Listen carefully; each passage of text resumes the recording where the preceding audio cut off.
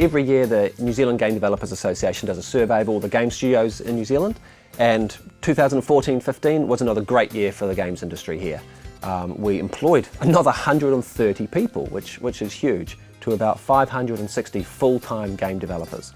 But then what's interesting in that same year, last year, is revenue only grew a little bit, about 3% to around 80 million. So last year, 2014, seemed to be a development year for New Zealand game studios. We were building new products, which are actually just launching this year during 2015. And that's a sign of maturity and a sign of strength, that we've got multiple year development cycles, that 1 year will hire, 1 year will launch, and the like. And what all the game studios in New Zealand have benefited from is we're digital.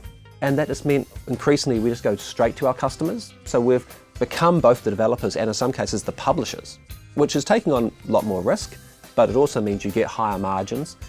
And ultimately you're in control of your own destiny. Currently there is really no one single cohesive government plan or strategy to support the games industry. The frustration is there are existing government programs that are incredibly close, that look like, and people tell us, they expect to us, that games studios can actually access.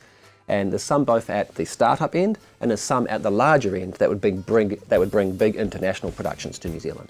So on the startup end, just small modest funding to develop an investment-ready prototype is what is lacking. And we do offer creative industries development support to other creative industries. I think just overall there's to be wider acknowledgement of the economic value that can be created there. It's exports, it's high margin, it's intellectual property, digital weightless exports.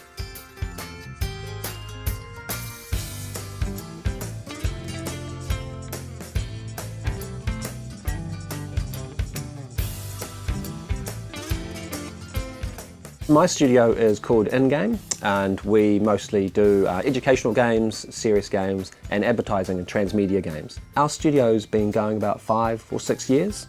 That was the time 5-6 years ago when the app stores first appeared and when decent broadband started emerging, and I think there was a pent-up demand. There was a group of studios who realised, right, now's the right time to get into the games industry, and 6 years later the results would have proven that was the right choice. So my name is Joe Chang.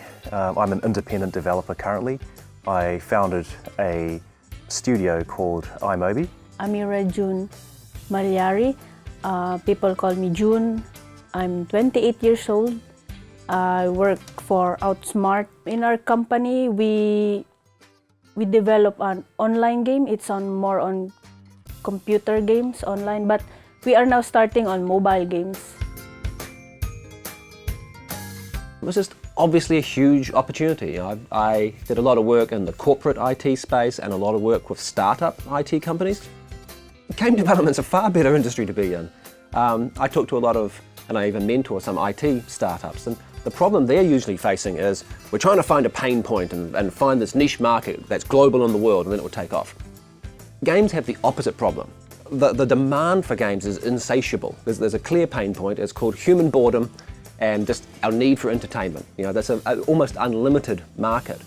So we know people will buy our games. It's really down to just executing them well and making original, novel takes on games. So I started this about 2 years ago, and we started in the mobile space. Basically before that, what I'd been doing was I was in corporate IT until one day I decided, you know what, I actually want to do something that's intrinsically rewarding, something I've always wanted to do. I went down the mobile track, first of all, so developed some games for Windows 8 and Windows 8 Mobile, and got some pretty good results. I was surprised. Since that time, had a string of small successes. A year and a half ago, I decided to go into my true passion, which is to create a hardcore horror game.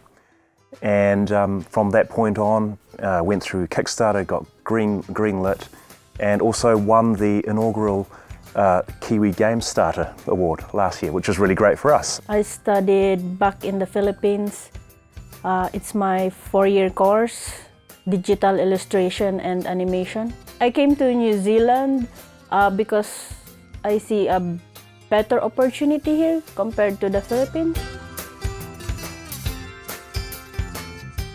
But the first place to go to is just the internet. There really are free tools out there and like professional tools, which my studio would actually use, such as Unity 3D, and the Unreal Engine. These things are free. You know, you can spend your high school years becoming a master at these tools and then rock up to me after university and say, I've already have 5 years experience with this tool. In New Zealand, there's a really healthy community of game developers. So there are hugely active meet-up groups, both in Auckland and in Wellington, and sometimes in some of the other centres. And everyone's really friendly. Because we're all so export-orientated and doing different and creative takes on things, everyone's kind of in the same boat and everyone's really collegial. It's not very competitive at all. So it's easy to get advice and feedback from people on the projects that you're working on. To succeed in games, you have to have the passion, and that passion will create motivation, will really drive you when the going is really tough. It will pay off. It's fun. It's fun working with the games. And I see New Zealand is good at it. We've got great creative talent, we've got the IT talent. It's just, to me, it has occurred as a far more successful, profitable industry to be in than many others.